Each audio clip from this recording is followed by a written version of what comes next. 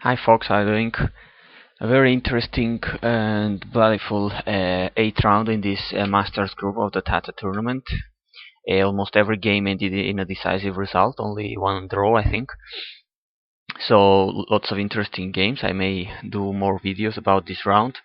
But the first game I wanted to focus on is this Harikrishna versus Nakamura. A really sad game really, because Nakamura is in a bad streak, and well, he's not playing at his level at these last games at all. And in this game we're gonna see him blunder really heavily.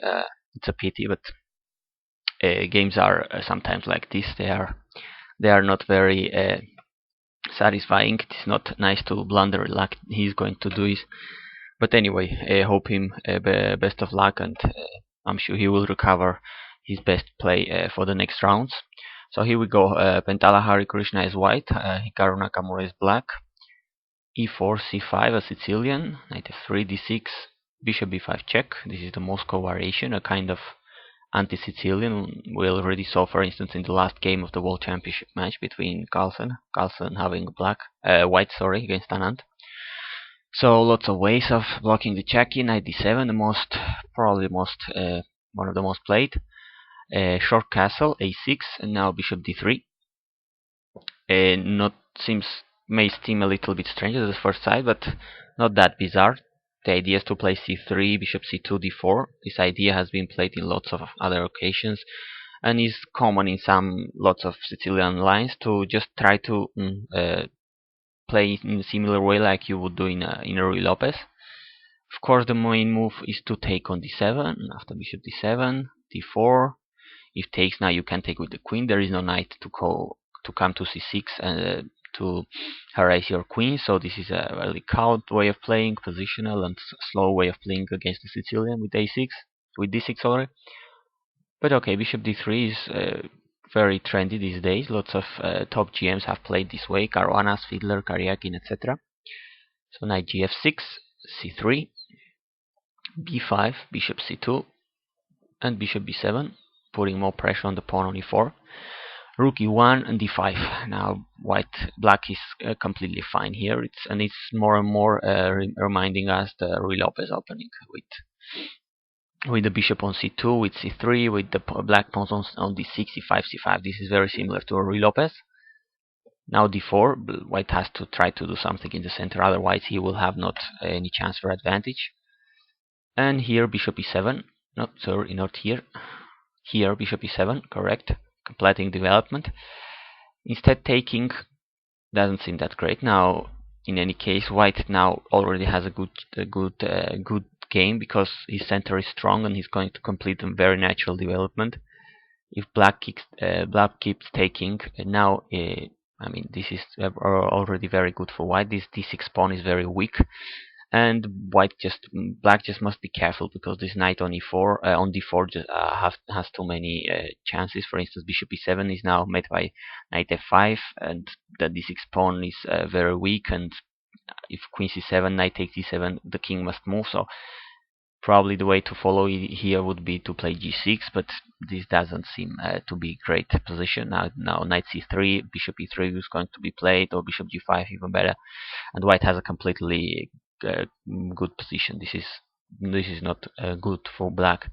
Otherwise, after takes, probably bishop E7 is more correct. But now once again, knight C3, white has an almost dreaming position. This is very good for white. That's why Nakamura plays bishop E7, completing development. Knight B2. Short castle. Taking here would make more sense, because now you're going to castle very quickly, and well, this is not doesn't seem that bad as the previous position. Seem more reasonable. Black complete development and doesn't have many weaknesses, so this is more or less balanced position probably. Instead, castle was played, and now knight F1, and well, this is too much alike in the Ruy Lopez games. This knight BD2, knight F1, knight G3, or knight D3 maneuvers is very typical of the Ruy Lopez. Rook E8, knight G3, bishop F8, once again very typical in close Ruy Lopez games.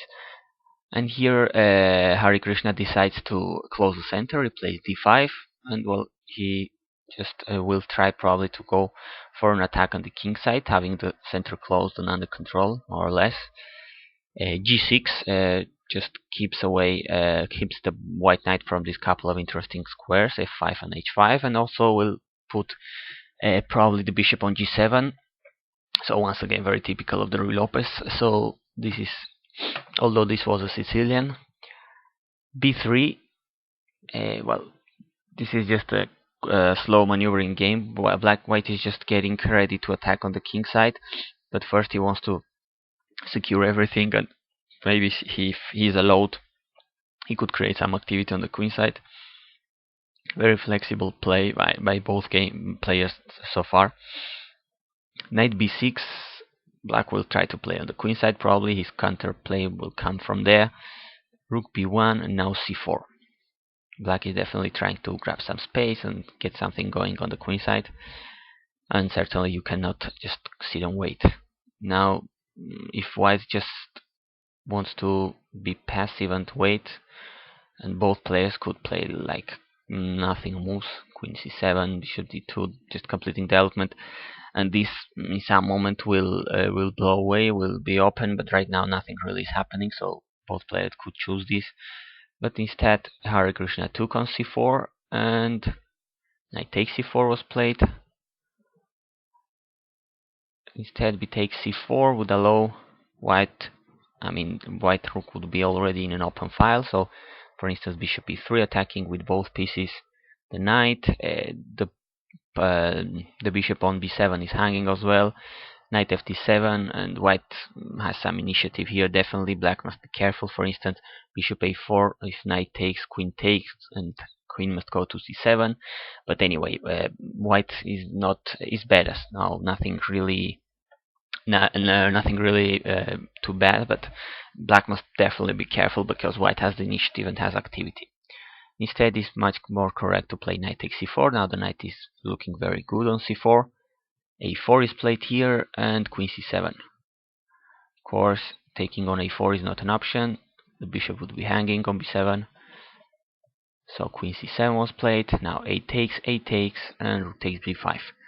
Black sacrifices a pawn for initiative, for counterplay, and well, it seems he will have more or less counterplay, which is with a perfectly playable position.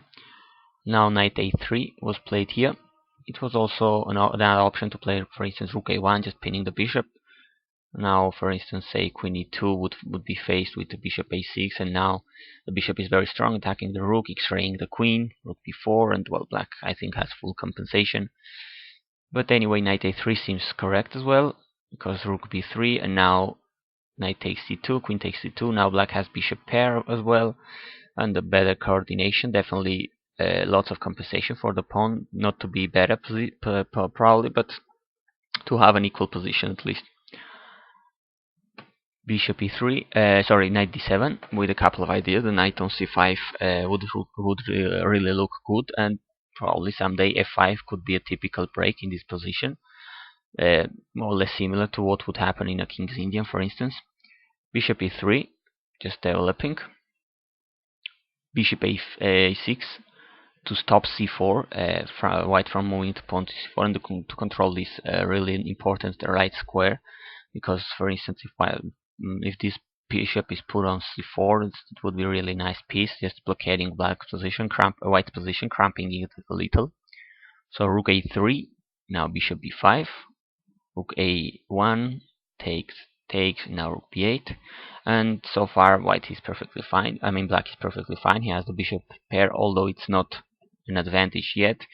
He doesn't have that many weaknesses. He's a pawn down, his d6 pawn might be weak at the long term, but this position seems perfectly playable.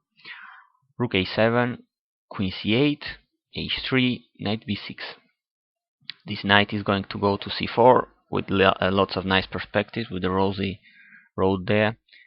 Queen c1 is played here, well, to try to go to the king side. Don't forget that the knights are here, the bishop is here, and white definitely may have something. It may have some White may have some activity, some kingside attack. Black must be careful.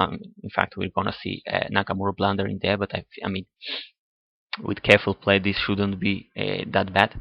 Instead, taking the bishop, I mean, the white knights do not look impressive at all, and black has bishop pair, better coordination, and well, although white is up a pawn, it is this c pawn which is a backward pawn and will be bombed until it's probably recovered. So this seems, if somebody could be better here, I bet it could be black. So queen c1 was a much better move. Now knight c4, bishop h6, and well, all of a sudden white has some potential attack against black king, and black Nakamura really must be careful and precise here.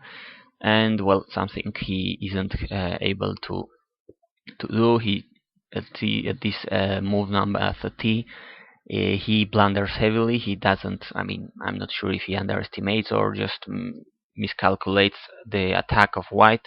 But this is really a bad move, a big blunder. Queen c5 attacking the rook, but the attack that white is going to have on the king side is going to be really deadly. Now this is a very great advantage for white.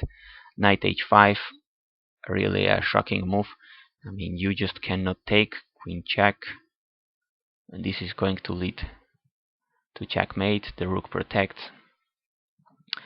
so it's clear that the knight cannot be taken. But what else?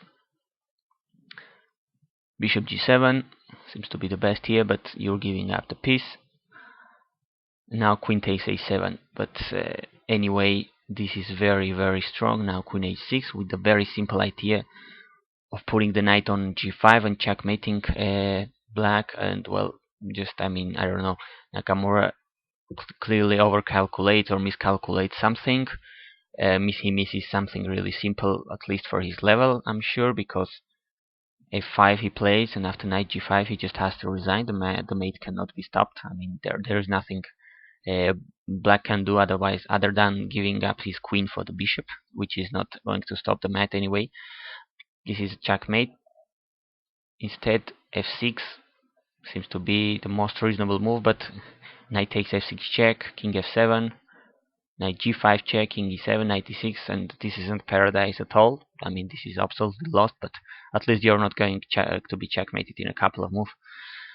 But anyway, f5 was played, and after knight g5, just 33 moves, and Nakamura had to resign. He just cannot stop checkmated. I mean, there is no way to stop checkmate in a couple of moves, even giving up the queen. So, well, tough day for Nakamura. I'm sure he will have. He has had a very tough night. Has had a tough day, tough time to sleep. But I mean, this is chess. This sometimes happens, and well, I'm sure he will recover, and he will show us all his best level as he knows. And the rest of the round, an astonishing game, but let us hope he will recover his game. Thanks for watching.